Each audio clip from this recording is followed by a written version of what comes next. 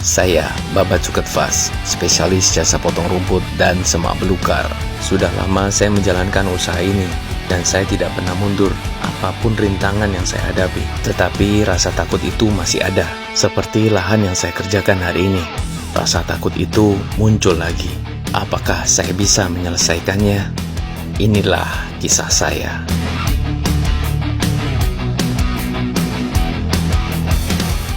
Assalamualaikum, jumpa lagi dengan Babat Suketfas. Hari ini saya berada di Magelang dan lokasi saya ini tidak jauh dari Candi Borobudur. Inilah lahan yang harus saya bersihkan hari ini. Lahan ini bekas kolam yang sudah tidak digunakan lagi dan ukurannya kira-kira 150 meter persegi. Tetapi kondisinya sangat rimbun. Ini bukan rumput dan semak belukar lagi, tapi anak-anak pohon. Sampai-sampai saya tidak bisa masuk ke dalam dan saya belum tahu bentuknya seperti apa lahan ini. Lahan seperti inilah yang biasanya membuat saya takut. Bismillahirrahmanirrahim, lindungi saya ya Allah, saya tidak mau mundur. Untuk menghadapi lahan seperti ini, saya biasa tidak menggunakan pelindung pisau, dan saya hanya menggunakan pisau ukuran 30 saja. Dikarenakan hari ini bakal banyak anak-anak pohon yang harus saya potong. Perlengkapan safety sudah saya kenakan, mesin sudah saya cek, waktunya saya kerja. Lahan yang akan saya bersihkan itu berada di belakang rumah ini. Untuk sampai ke sana, saya harus lewat dari samping.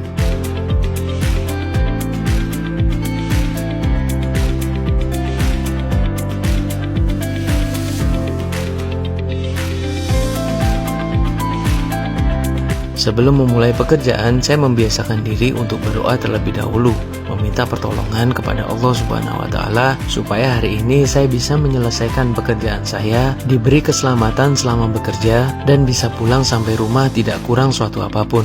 Sekarang ini adalah proses saya membuka jalan selangkah demi selangkah. Motongnya nggak bisa cepat sebab di sini nggak hanya semak belukar, tapi banyak juga anak-anak pohon.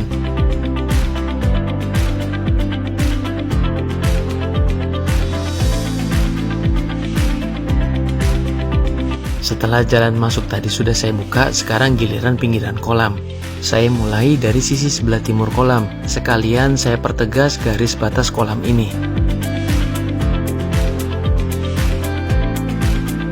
Alhamdulillah, saya sudah berada di bagian sisi sebelah utara lahan.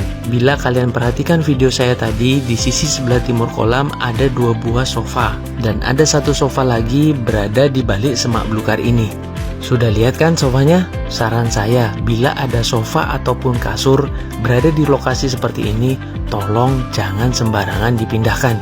Nanti saya kasih tahu jawabannya. Alhamdulillah, beginilah penampakan lahan ini dari sisi sebelah utara. Lanjut lagi. Sekarang saya bersihkan bagian barat dari lahan ini. Gak nyangka, di sini saya ketemu talas raksasa. Tingginya 2 kali lipat dari badan saya, hampir 3 meter ya. Sekedar informasi, berhati-hatilah bila memotong tanaman talas menggunakan mesin potong rumput. Ketika tanaman talas ini terkena pisau potong rumput yang berputar, maka getahnya akan terpercik kemana-mana. Dan bila getah itu terkena kulit kita, rasanya gatal sekali. Tetapi gatalnya tidak bikin bial, tidak seperti terkena ulat bulu. Akhirnya saya masuk juga di bagian terberat dari lahan ini. Di bagian ini isinya anak pohon semuanya. Saya di tengah-tengah situ sendirian. Rasanya kayak dikepung. Kayak orang kesetanan saya motongnya. Karena saya harus selesaikan secepat mungkin. Bukan karena waktu, tapi untuk safety. Dan seperti inilah suara aslinya.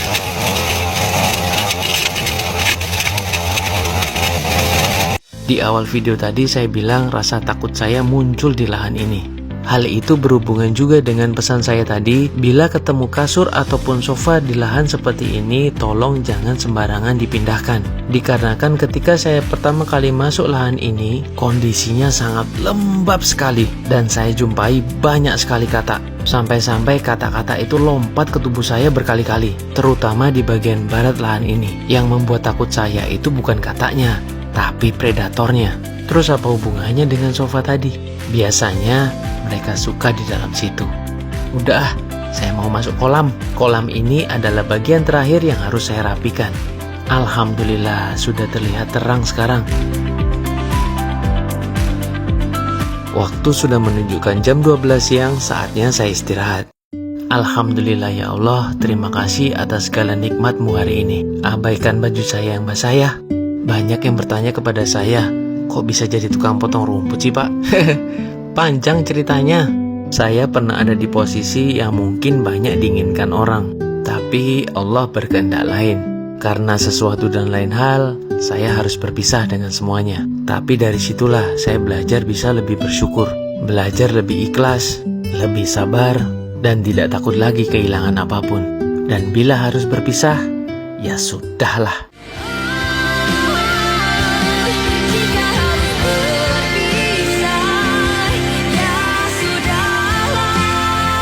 Jadi laki-laki, apalagi kepala rumah tangga, harus kuat ya.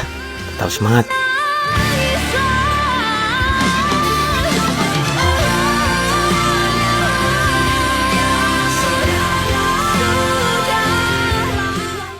Jam istirahat sudah selesai, waktunya saya kerja lagi. Untuk proses pemotongan sudah selesai semuanya, sekarang waktunya mengumpulkan.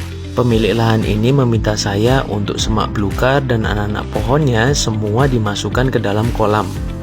Ada kesepakatan di awal dengan pemilik lahan, saya tidak bisa menjanjikan lahan ini benar-benar bersih, dikarenakan mengumpulkan anak-anak pohon itu jauh lebih berat dan lebih lama waktunya dibandingkan semak belukar. Lihat sendiri kan repotnya ngumpulin anak-anak pohon. Apalagi saya yang ngerjain. Tapi saya salut sama pemilik lahan ini. Sekeluarga baik banget orangnya. Alhamdulillah saya selalu dipertemukan orang-orang baik seperti ini. Yang saya lakukan sekarang adalah proses merapikan. Saya merapikan pakai pisau besi ukuran 30, tidak menggunakan nilon. Dikarenakan nilon hanya untuk merapikan rumput, bukan anak-anak pohon. Alhamdulillah waktu sudah menunjukkan jam 4 sore. Waktunya saya pulang.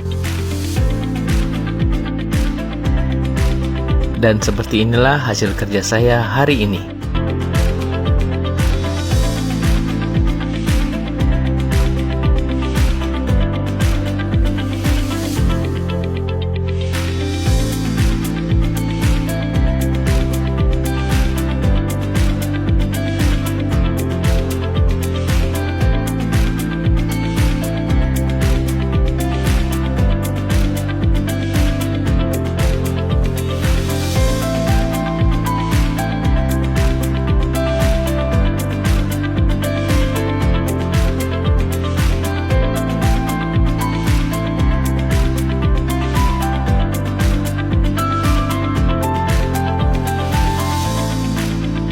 Terima kasih sudah menonton video petualangan saya hari ini. Sampai jumpa lagi di video saya selanjutnya. Semoga bermanfaat. Bye. Assalamualaikum.